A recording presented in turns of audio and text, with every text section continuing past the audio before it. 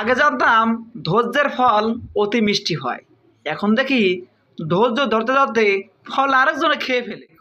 সম্মানিত ভিউয়ার্স, অজ্ঞান হওয়া বা সেন্সলেস হওয়া রোগীকে নিয়ে ডাক্তার যাওয়া হলো চিকিৎসার জন্য। ডাক্তারের চিকিৎসা করে দেখে ও রোগী মারা গিয়েছে। তাই এই মৃত ব্যক্তিকে নিয়ে গাড়িতে রওনা দিল। যখন গাড়ি চলতেছে যখন কোনো সার্কিট ব্রেকারের ঝাঁকুনিতে মৃত ব্যক্তি জীবিত হয়ে গেল। এভাবে আমাদের সমাজে অনেক ঘটনা ঘটে থাকে, যারা ডাক্তারে বলে দেয় মারা গিয়েছে, কিন্তু দেখা যায় গোসল করার সময় লাশ জীবিত হয়ে গেল। ছেলেকে নিয়ে দুই কিশোরীর মারামারি। এক কিশোরী বলে, তুই আমার প্রেমিকের সাথে প্রেম করিস কেন? আর একজন কিশোরী বলে, তুই আমার প্রেমিকের সাথে প্রেম করিস কেন? ভাগ্যিস এই ছেলের যে কত বড় কপাল, তার জন্য দুইটা মেয়ে মারামারি করে।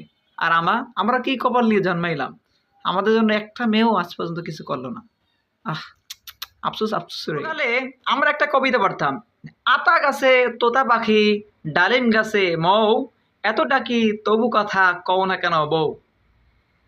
সেই সময় চিন্তা করছিলাম, যখন বড় হব তখন মনে হয় আমরা এই পাখিটাকে চিনতে পারবো, দেখতে পারবো। ভাগ্যিস এত বছর ধরে পৃথিবীতে আছি, আজ পর্যন্ত আতা গাছে তোতা পাখির দেখা পেলাম না।